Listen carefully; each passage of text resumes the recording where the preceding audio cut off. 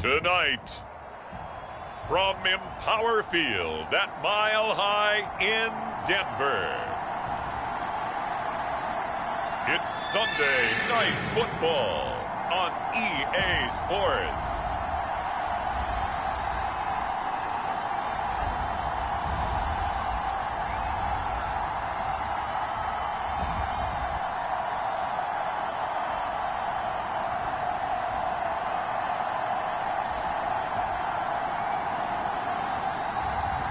Russell Wilson and the Denver Broncos taking on Drew Lock and the Seattle Seahawks.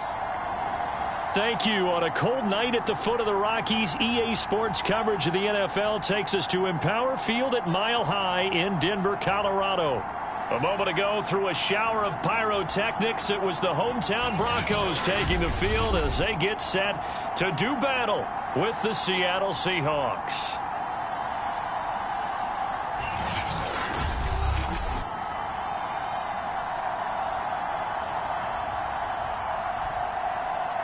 And hello again, everyone. Brandon Gaudin alongside Charles Davis. And, Charles, we look at this Bronco team. And losers their last time out, so they'll look to make amends here. And one of the best ways you can do that is to be at home, and they are. They're going to try and ride that home crowd and that wave of emotion to a victory in this one. Taken at the goal line. And able to get this out to the 25. So here are the Broncos now for their opening drive. They'll be led out by the man who proclaims to be from a whole pack of Badgers. Came into the league back in 2012, Russell Wilson. And no excitement unless you're on the defensive team of last week in his numbers. Because the only excitement he really generated was the one interception he threw. Yeah, no touchdown passes. Yeah, and his team wasn't real thrilled about that. And they lost the game. So I know this week has been tough on him because he's been working hard. Fundamentals, footwork, finding the right targets. And bottom line, how do they get a win? And that is incomplete. Now the coverage a little too good there. And it's second down. On 2nd and 10. Wilson caught left side. Williams. And he's taken down but able to slip across the 35. Well, Charles, first drive here, a little safe completion underneath. Maybe get some rhythm, get your feet wet, so to speak. I agree, and I like it because it's a lot like a basketball game when you're getting started and you pass the ball around so everyone touches it early and gets involved in the game. In this case, it's not just dumping it to a back and he's able to run with the ball, but you get your offensive linemen involved because they get to get out and run and hit people in the open field. Everyone getting their feet wet early. For Sutton, the receiving numbers from last week's game. 8 catches, 85 yards. He gets it forward for 4, maybe 5, but the flags fly. And this one could be coming back. And that put him over 1,000 yards for the season. And the benchmark for running backs, 1,000 yards. The same for receivers. When you have that kind of a year, you've had a monster one.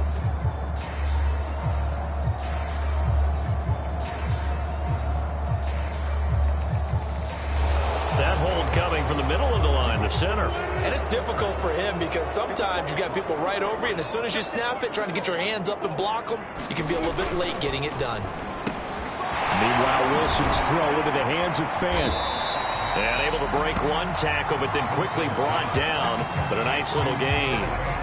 2nd and 10, a very chilly day here, but no snow. And I got to say, if it's going to be this cold, I want snow. You should see Charles' face. He's looking at me like I'm crazy. The reception good for 7. It's 3rd down.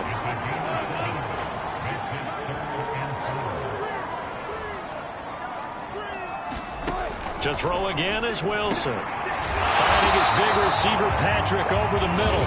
And that'll wind up moving the chains again as the tackle's going to be made at the Seahawks' 31-yard line.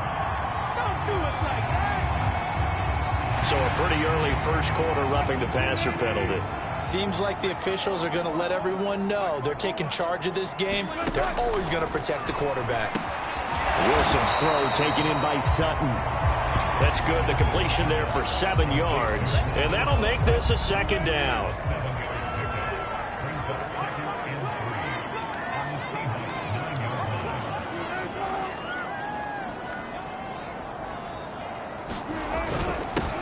Now a handoff. Here's Williams. And he'll take this from the 9 down to about the 7.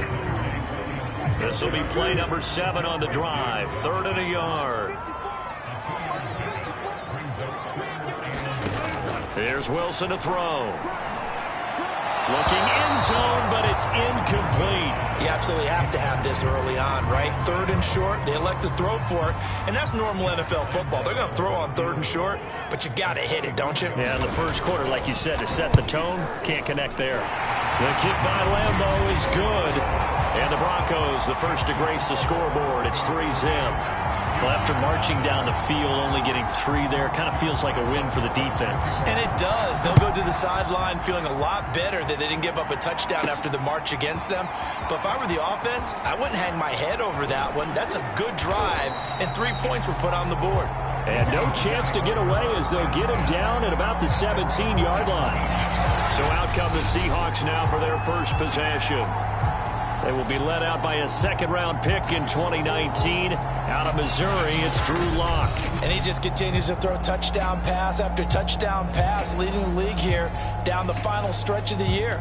Guys will say that the numbers and the rankings, they don't matter to him very much. But I don't know how much I actually believe that. Sure, he's team first, but I think everyone would like to see him finish number 1, including himself. And flags come in as he gets forward for about 3 yards. Let's check on the call. Can see this quite a bit on running plays with the guys out wide. A lot of times, though, it doesn't get caught. You're exactly right, because it's away from the play usually, so a lot of it goes undetected. But I know this will surprise you. I coach some receivers in the offseason. We work a lot on hand placement and blocking downfield. Might want to take that course. And no, incomplete. Boy, they took a shot there on the first play, trying to start it out with a bang, but it's 2nd down.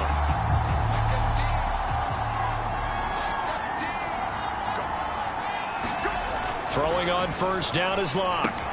It's caught. Lockett. And he works it past the 30, almost to the 25. Late in the season now, MVP chatter starts, and he might be on the fringe. This is always an award that goes quarterback, running back, usually quarterback. A lot of bias. Does he deserve consideration? He more than deserves consideration, because the way the game is played in the NFL now, it's a pass-first league, right? So that means that people are going to adjust their defenses for him each and every week, and he's still putting up big-time numbers. I know the quarterbacks, the running backs get it, but he should be firmly in the race for MVP. And he's got it. Caught in the end zone for the Seahawk touchdown. Dwayne Eskridge, his 5th touchdown now on the year. And the Seahawks have taken the lead. Extra point right down the middle, and that makes it a 7-3 lead. So they only needed 3 plays on that drive. And the Seahawks capping it off with a touchdown. Set now to kick this one away, and off it goes. From a couple yards deep, he'll bring it out of the end zone. And ultimately, he stopped right where he would have been if he had simply gone down to a knee at the 25. Denver offense at the line, ready to go. And last time they got 3 points, but it was a chip shot field goal. And when you go to the sideline after a chip shot field goal, maybe the offense not too happy. It's a balancing act, isn't it? Because you're exactly right. They're none too pleased that they didn't punch it in for 6 points. But they also have to remember they did put points on the board. 3 points is 3 points. And in this league, you take points when you can get them. Not easily done. On 2nd down, it's Williams. And he's taken down, but able to slip across the 35. After he cleared the line of scrimmage, nice little hole developed. Yeah, he got great blocking right there at the start. But how about his vision, finding the open spaces? Wilson hit. It's loose. It's out. Fumble. And the Seahawks have picked it up. And his guys will take over at the 30-yard line. And in this very cold night air, how much harder, Charles, is it to hang on to that football? It's a lot harder, and I know for the most part we think about a ball being slick when there's rain or snow, any type of moisture. But when it's cold and dry like this, it is cold, and it is cold, it's also slick that way because you're not able to really grip it the same way. Your hands are cold, and then the hits seem harder. So, yeah, it's a lot more difficult to hold on to the football, which means you have to emphasize it that much more. Wind chills right now, 12 degrees.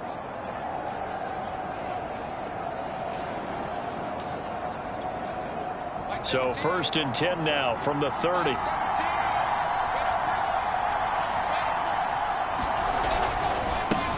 This is the Oklahoma State alum, Chris Carson, and he will lose yardage back to the 34-yard line. It's a loss of 4 there, bringing up 2nd down.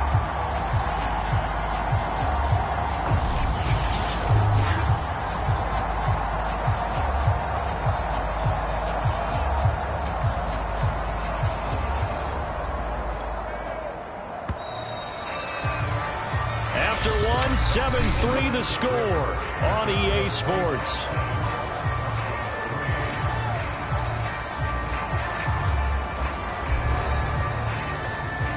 Second and 14. Block off of play action. Sliding out of the pocket. That's into the hands of Parkinson, the tight end. And he is out of bounds inside the 30. Now it looks like we've got a Bronco that's banged up on the play. We'll step aside and get a report when we come back to Denver.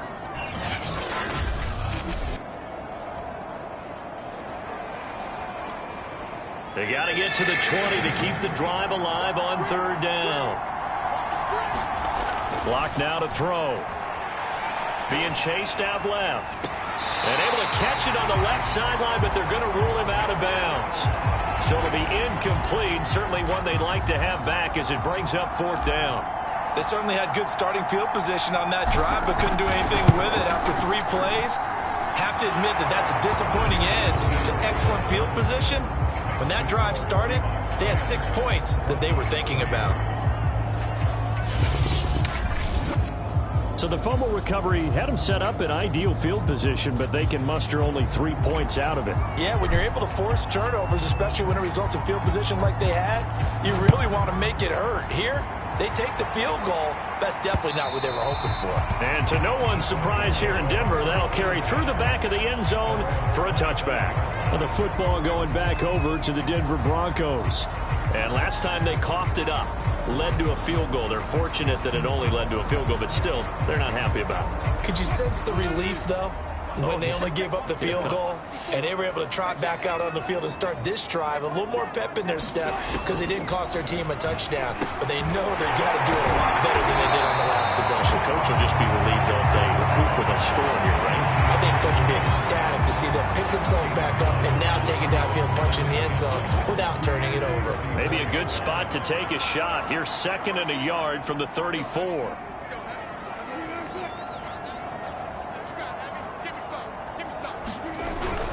They'll hand it off now. Williams. And they'll get it up just short of the 45 at the 44. He's obviously a bit of a shorter running back. Sometimes when he goes up the middle like that, he gets lost in there and then he pops out for 10, 20 yards. I actually asked NFL linebackers if that was true. Do you actually lose sight of some of the smaller running backs? And all of them confirmed that that can be a problem. Think of it this way. 2 of the top running backs in NFL history, Emmitt Smith, Barry Sanders, both 5'10". Back-to-back good plays have them on the move on 1st down. Williams. And he's up across midfield and down into Seattle territory. 8 yards the gain on that last run. Here's 2nd and a couple. They go play action with Wilson. Throwing the out route incomplete. It's Barry. And he'll go down inside the 45 before going out of bounds. This offense finding its legs now. Here's another 1st and 10. And he's going to get stopped up quickly. Give him a yard down to the 43. Early down stuffs will put this offense in a precarious position. We know that securing the point of attack, especially against the big-bodied guys in the middle of this D, has got to be priority one. On 2nd and 9, Wilson. He'll get this one to Patrick.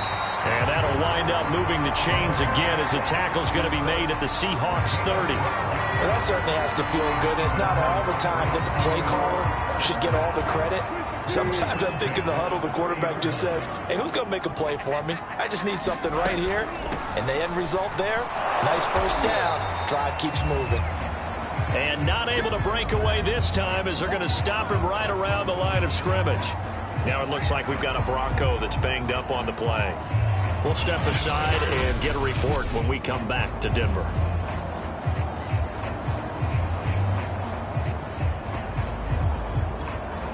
Maybe just a slight detour on what's been a strong drive. Here's 2nd and 11. From the gun, it's Wilson.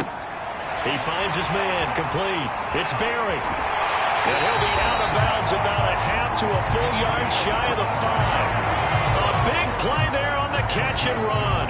You don't always expect tight ends to be big in terms of run after the catch, but after that play, he joins a growing band of players that's putting that stereotype right on its ear. Our score 10-3 with 2 minutes remaining in quarter number 2.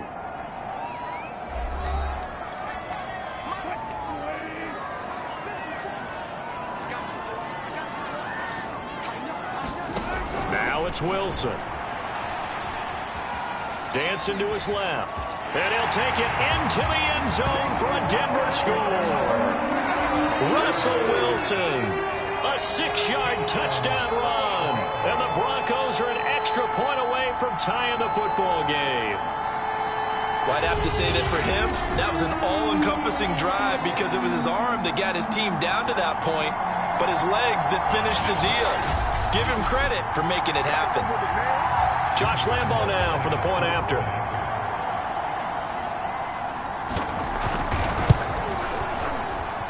And he'll put it through, and that evens us up at 10 apiece. So a nice drive put together there. They go 75 yards in 9 plays. And it was Russell Wilson finishing things off with a touchdown run. All level now at 10 apiece as the kick's away. Taking it about the 1. And he will make it to the 20-yard line and no further.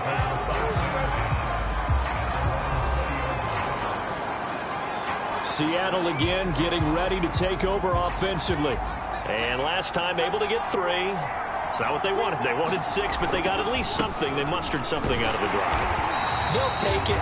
I like the way you described it. Not ideal, but they'll take it. Anything to put some points on the board. But this time on offense, they don't even want to see the field goal kicker trot on the field.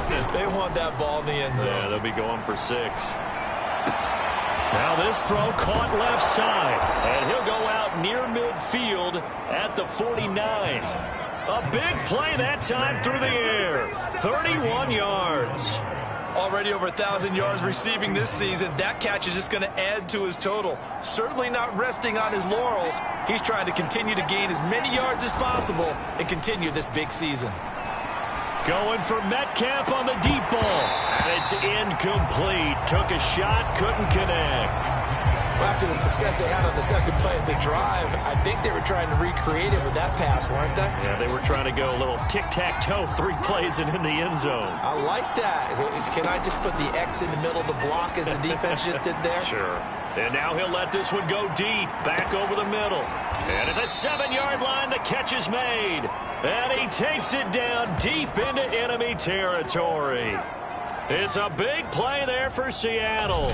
Well, make that now 2 completions for him on this drive, and these aren't ordinary completions. They're big ones. Yeah, these are the types that make a secondary talk to each other and not in a good way, oftentimes pointing fingers. Hey, who's got him? Someone cover him. That type of indecision can open up to even more big plays. Play action. Now it's Locke. And a flag comes in as that one falls incomplete. Well, let's see who this is on. So flag for the contact, pass interference. And I know that you're going to look at me and roll your eyes is, and rightfully so, because you know what I'm going to say. Doesn't the defender have a right to the football as well? No, I don't like defenders. That's because you spend too much time with me. Okay, I'll side with you on this one. It's the correct call. Another shot from the 1 on 2nd and goal. Now a play fake, and here's Locke. To the end zone, but it's incomplete. To this point, I've been impressed with the work defensively. They have now allowed a lot of receivers to run free. And there's another example, another incompletion. Locke now on 3rd and goal. And that is caught, but he will come down out of bounds, says the side judge, incomplete. Boy, such a good drive. You'd hate to have it end in 3. Do you think about going for it? Absolutely. I mean, the fact that they've moved the ball so well should lead you to the decision that maybe we should go for it right here. Also, as a head coach, show some confidence in your team. Let them know you think they can go get it. So 3 points on the board, as easy a field goal as you're going to get, but I can see you shaking your head. I love that peripheral vision of yours, partner, because to me, if it's the 4th quarter and you're up 6, I get it. But now, even if you run and don't get in, you're still setting them up to go a long field, 98, 99-yard drive. How do you look at your defense and not give them that opportunity? And this will not be returnable. It's out of the back of the end zone for a touchback. Javonte Williams and the rest of the Bronco offense back out onto the field. He's been good. They've utilized him well, but they're losing here in the 2nd quarter. What might they change offensively? I think that what you try and do is expand how you get the ball to him a little bit. Get him out in open space, maybe swing the ball to him. What's that they used to call it in the West Coast offense, the long handoff? Yeah. Serve as your running play that way, as well as continue to feed him the football. Some of these runs now may pop bigger later in the game because of the effects of running it. Sometimes people, after a while, they don't want to tackle him anymore, or they get tired, or they get out of position, or he runs through tackles. Continue to feed him the ball. He's having that kind of game. Yeah, might they get him the ball in some space in some different ways here. And that falls to the ground, incomplete. A nice job of bodying him up defensively, and now it brings up 3rd down. And that is incomplete. Down to 15 seconds now. More problems here on 3rd down. They've converted only once so far in this first half. And you know as well as I do in this league, if you don't win on 3rd down, it makes it hard to win a ball game because then you're relying on your defense, you're relying on your special teams. You've got to get it done with your offensive unit. It's taken to the 26. They call that a punt of 38 yards officially. And there'll be time for maybe one final play before halftime. Coming to the line here to begin their next drive, the Seahawks offense. And only 6 seconds on the clock, so time likely for just one play. And this will be incomplete. 1 second left to go. So, Charles, you know, for this offense, we've been talking all year about how difficult it would be to run the table. And you gave me your chances early in the year. You thought maybe 25%. A few weeks ago, you thought closer to 50, but not quite 50. Now here they are, 15-0. This is happening, isn't it? I think it is, Brandon, because I do believe this team is too invested, too well coached to fall asleep at the switch now. And I think it ultimately benefits them to stay engaged all the way through the season because make it to the finish line, then they get the open week to refresh and re-energize. But if you get off the gas now, that can really hurt you come playoff time. So we've come upon halftime here in Week 17. As we send you on out to our studios in Orlando, here's Jonathan Coachman at our EA Sports Halftime Report. Okay, Brandon, thanks very much. Welcome in, everyone, to our EA Sports Halftime Report. Let's get you caught up on what's going on around the NFL. We'll start up at MetLife Stadium in New Jersey, where you see the final score there. Zach Wilson, a strong performance there, over 300 yards passing with 3 touchdowns in the victory. From there, we stay in the AFC East and skip over to Foxborough to check on the Patriots. And they were losers in that one to the visiting Cincinnati Bengals. Joe Burrow, a touchdown pass in the victory. And lastly, on Monday Night Football, this will be one to tune in for, as they've got a good one lined up between the Jacksonville Jaguars and the Pittsburgh Steelers. In the game you're watching, it's been Drew Lock with a strong first half. His guys lead, though by only a field goal. Still anybody's game. As we send it back to Brandon Godden and Charles Davis. All right, Coach, thanks. Yeah, both teams likely to make some changes in what's been a closely fought battle to this point. The final 2 quarters of the NFL regular season are upon us as the second half of Week 17 is underway. This will be fielded inside the 5. And out a little across the 25 to the 27.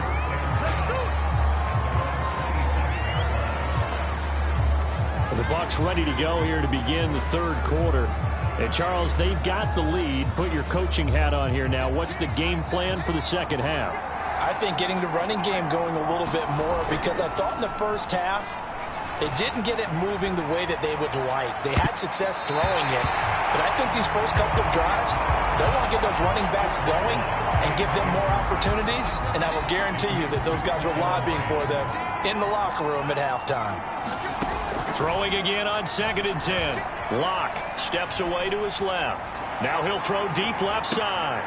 A fight for it, and this is caught. It's caught indeed. It's a big play there for Seattle. In our pregame meeting, all they talked about was keeping him hemmed in and wanting him to make his throws from the pocket, because they knew he was pretty dangerous if he got outside, and he just showed it right there. Pretty good arm, too. Here's a pass swung out left to his running back. That catch good for only a couple. Caught that look from you there, partner. I think we're on the same page on that one. Just his first catch, I think we both thought he'd be a little more active in the passing game.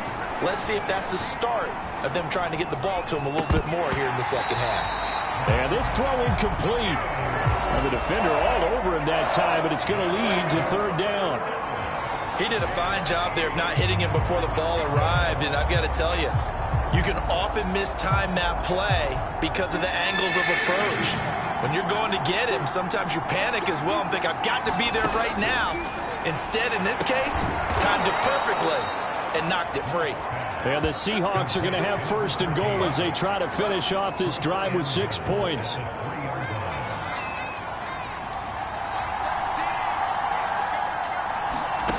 Again, it's Locke. And they're going to get to him. A sack. Sack back at the 9-yard line. And the sack leads to roughly a loss of 6, and it brings up 2nd and goal. From the gun, it's Locke. Rolling to his right. And the pressure gets to him again. And a lineup going as a sack and a loss of 2. And now the task gets more difficult here on 3rd and goal. They'll look to throw on 3rd and goal. And incomplete here to bring up 4th down as the rookie couldn't haul it in.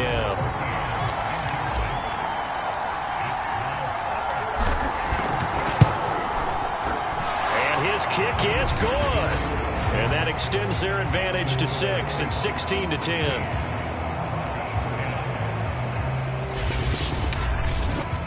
Well, looking at it from a defensive perspective, that keeps the deficit very, very manageable. You know, all things considered, not a bad job on the defensive side. I would say that you've pointed out something pretty good right there, and that is you actually have both sides happy with that exchange. You know, happy in quotes, of course.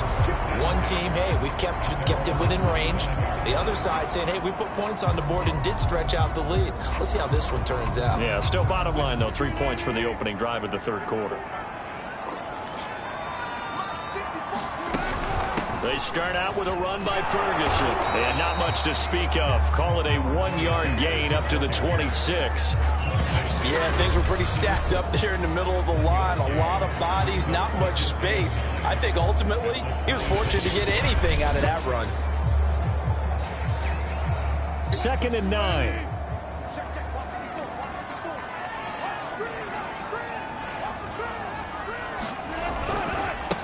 Now a handoff as they run left side. And he's upended after a gain of 2 out to the 27. And on 3rd and 8, defensively, they're going to beef up the secondary. 6 defensive backs. Here's Wilson. Finding the open man, and that's Tim Patrick. And he's going to come up a bit short. He needed to get to the 35 for the first.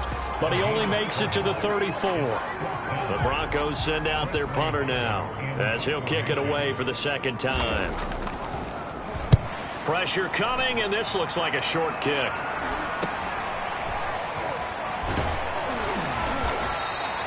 "35 yards that time on the punt, and it'll be Seahawk football, 1st and 10. We see Drew Lock in the offense coming back on. How do you break down his game so far? Just the one touchdown pass, but sometimes the touchdown pass stat category, that doesn't tell the whole story. It really doesn't, not until you balance it with the error side, you know, and in this case, he hasn't thrown any interceptions. So a lot of people would call this almost a pedestrian game, kind of a bus driver game. But that's just really wrong. Being a bus driver is a good thing if you're running a football team, because that means you're in control and you're taking your team to the right places. Yeah, he's been pretty solid. After the loss to start out, here's 2nd and 11.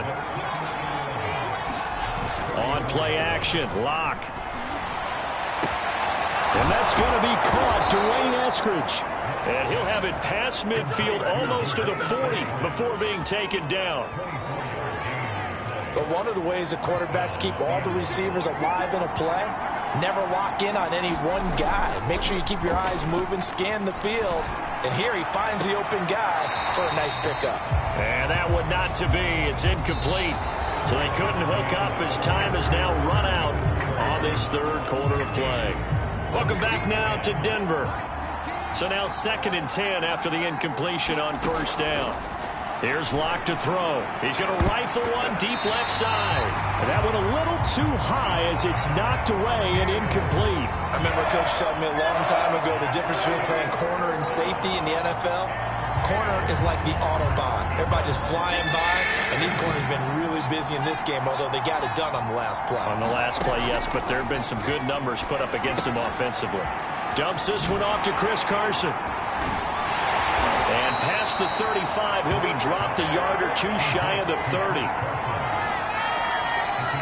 So another on-target throw, and that last one, Charles, going to put him up over 5,000 yards passing out for the season, and that is not an insignificant number. Indeed it is not, because this is not a big list, and most of the guys... End zone caught. Touchdown, Seattle. Dwayne Eskridge with his 2nd TD of the game, his 6th on the year. And the Seahawks are closing in on that 16-0 record as they add on to their lead.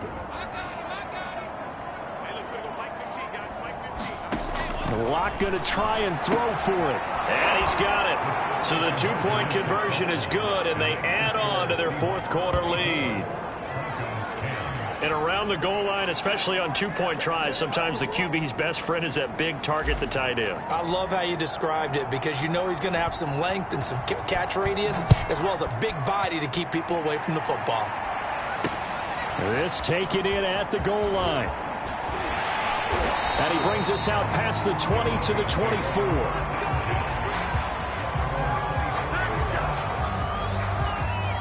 Denver's offense now set to go. And they're coming off a 3-and-out, my friend. I think they've got to look at that play sheet and go to a spot that they haven't gone before. Time to shake things up a little bit to try and get this offense moving. Okay, so how do you do that? How do you shake things up? You look at what you've called before, realize it hasn't worked so well. Go to something else. And maybe you try and find one of those special plays from one of your better players, and maybe try and hit something big and get things going in the excitement area. And they get him down, but not before he takes it across the 40-yard line. 4th quarter, every drive's so critical, and you figure may only get one more shot after this, so a touchdown's imperative on this drive. It is, but you also have to think to yourself in play calling, don't hold anything back. Don't save it for the 2nd touchdown. You got the 1st one for the 2nd one to even matter. 7 yards, the pickup there.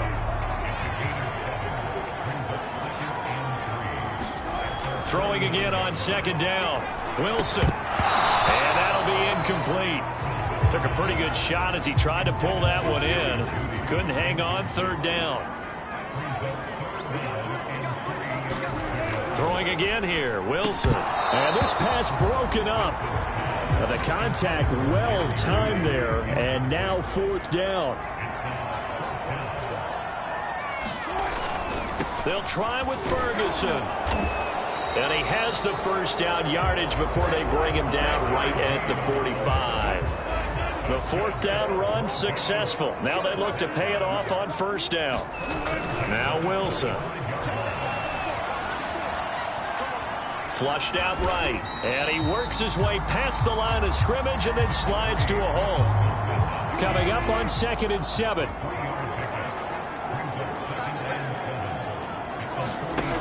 Wilson. Quick hitter here. It's complete.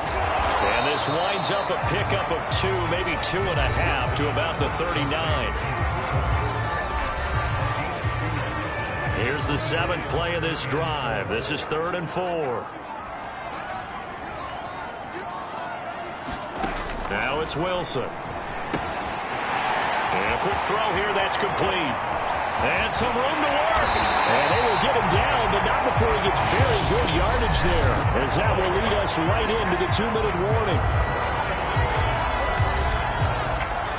So it's Bronco football as we get you reset here. They've got a 1st and 10 as they search for a late score. Now a first carry for their fullback. They give him 4 yards there. It'll be 2nd and 6. Wilson trying to urge his guys to go faster and get set at the line. A 2nd down throw for the end zone, but it's incomplete. And now the focus is really clear. They need to get that first down and either get out of bounds or maybe use one of those timeouts.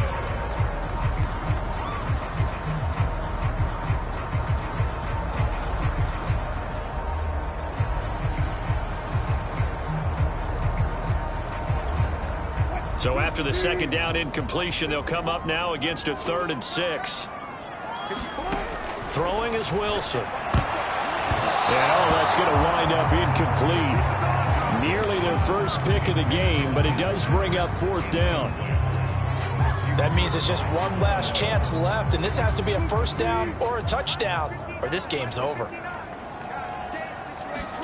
Here we go. It's Wilson on 4th down. This is caught. And he won't have the touchdown, but he will have the first down as he's tackled at the 2. Now after the completion, we're going to get a timeout, an injured player. We'll step aside and get a report when we come back to Denver. Wilson will throw again. Touchdown! A great play there. His 2nd touchdown on the season. And the Broncos have made it a one-score game again here in the 4th. Extra point tacked on by Lambeau. And now things get a bit more interesting here in this 4th quarter.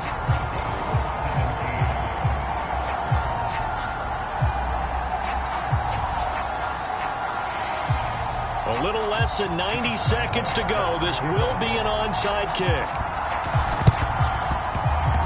And the Seahawks, looks like they've recovered. They have. And now looking at the clock here, they do have 2 timeouts, but even if they force a 3 and out, they're going to have very little time remaining. So that means they've got to be aggressive and find a way to knock the ball free. They've got to come up with it because they can't just rely, as you noted, on using their timeouts and getting the ball back. They might not have any time to mount an attack, even if they do play it that way. Get the football. That's their mantra. And that one drops down, incomplete. Good coverage there, forced the ball free, and it's 2nd down. Locke going to throw it here. He's going to loft one deep over the middle. And a high throw there as this is knocked away, down to the ground and incomplete. An important play right here, 3rd and 10. And I would expect pressure here. To throw is Locke. He's going to let it go again. Launches deep. A jump ball, and this is caught. Now the Broncos going to use the 2nd of their timeouts.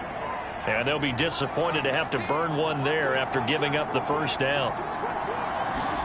Now Locke. To the goal line, but it's incomplete. One thing you hope to see out of a rookie tight end is a real concentration when the ball's in the air, and I'm not sure that he didn't, but he has to be prepared for people making a play on it when that ball's up for grabs. Forced out to his left. He'll check that down to Carson. And he's going to be brought down just shy of the 5 at the 6. Now the Broncos will use their 3rd and final timeout as they get the stoppage with a little over 50 seconds left to go in the game. And I see an extra defensive back on the field. Little surprise here on 3rd and 1. Back to throw. Lock. That's complete right around the 8. And they'll be driven back here, losing yardage to the 9. It'll be a loss of 2, maybe 3 on the play. And that's going to make it 4th down.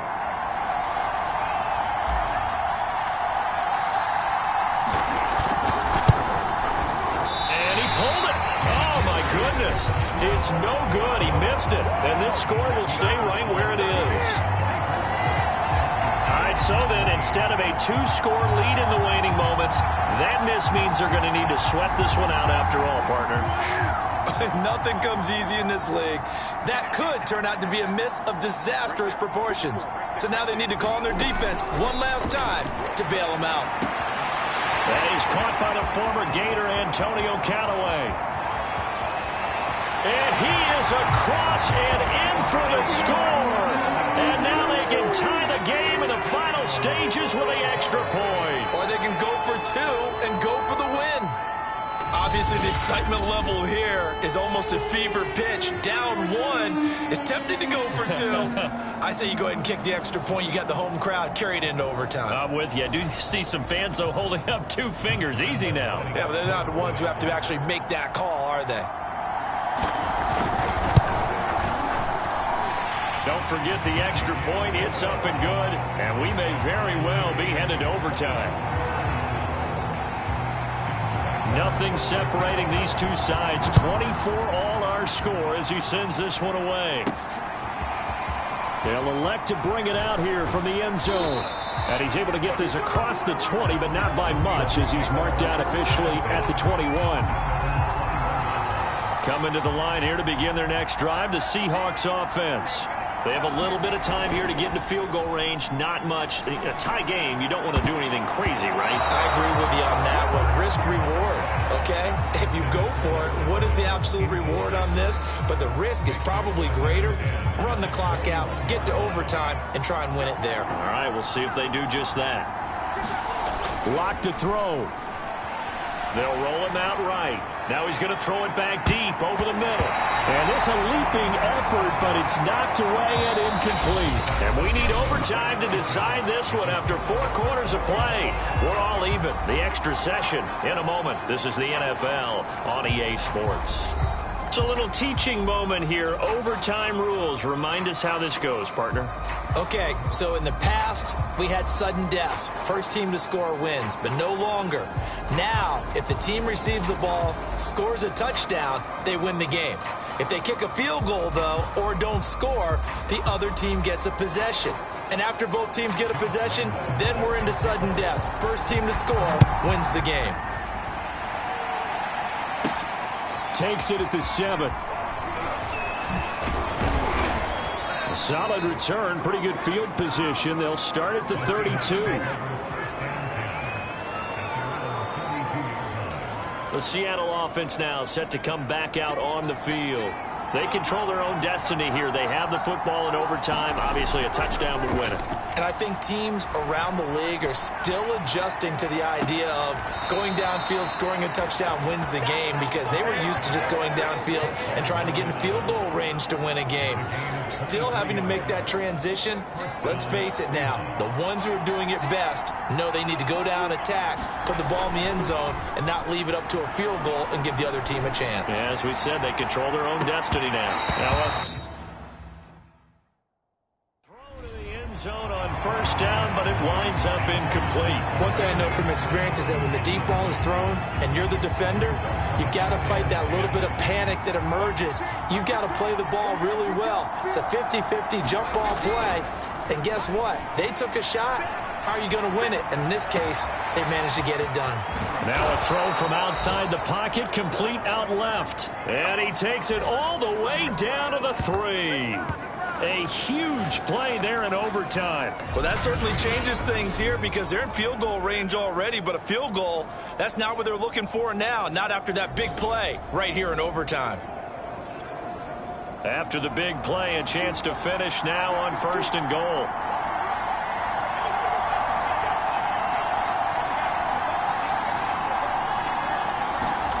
They fake the handoff, now Locke. And he'll be hit as he releases it, and that'll fall incomplete. I think he's got to be careful not to force anything into coverage right there. There weren't really any throwing lanes, but the best part for him, he's got second and third down to fall back on. Second down and goal. Locke. He's going to flip one out here to his running back. And he is out of bounds here. Only 3 yards there on the completion. That'll lead to a third and goal. And we see another pitch and catch there to the running back. This position just continues to evolve. They become just as critical to the passing attack as a lot of receivers, tight ends, because their ability to make people miss in the open field can really generate big plays for an offense. Throwing now is Locke. That's incomplete, but there is a flag down, so hang on. A big call coming on third down.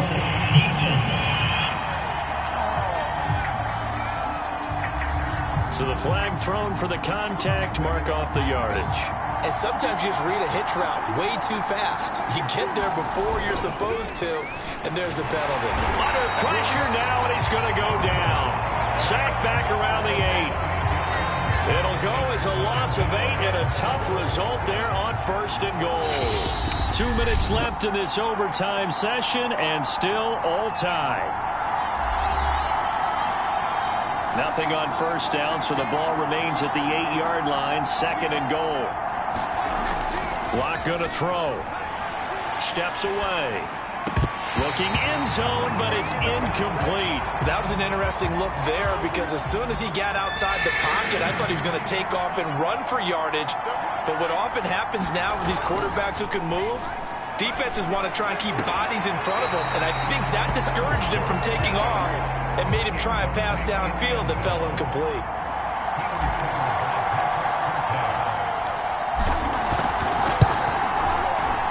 His kick is right there. It's good, and that will break our tie and give them a 3-point lead. So they do get the short field goal here to get them the all-important overtime lead. But, Charles, you wonder if they'll wind up ruining the fact that they were able to get down into the red zone, yet not able to find the touchdown that would have won them the game. Brandon, you're absolutely right. In overtime, when you get the ball first, the hope is your opponents never see the football. But now they're going to get a drive to try and win it, or at least keep the game alive with a field goal. And I'm getting a dictionary out to look up ruining. First throw in overtime now for Wilson. Over the middle, and it's incomplete. Keeping the aggression going on defense in overtime here, a first down blitz. You know you can get burned on it big time if they pick it up.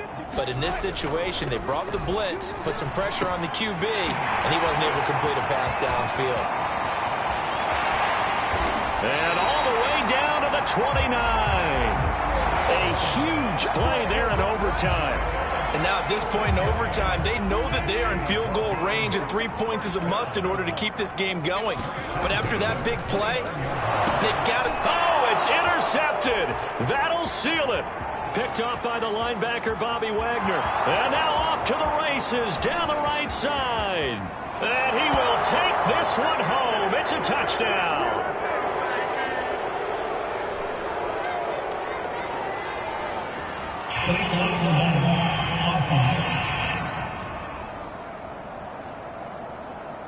So this will be accepted as it moves the offense backwards. A lot of scoring. There's no doubt about that in this one, Charles. Points, they were not at a premium. They were pretty easy to come by. They were, but it was fun, wasn't it? Because both teams finding ways to click. And you know people who love this game, they also love baseball games that are 14-11 with 3 or 4 home runs mixed in. So for the Seahawks, they have indeed reached a perfect 16-0, but now still one game remains before they join the 07 Pats and the 72 Dolphins as the only teams to finish a regular season unbeaten. So that'll do it. For my partner, Charles Davis, and the best darn crew in the industry, I'm Brandon Gaudin. This has been a presentation of the NFL on EA Sports. From Denver, good night, everybody.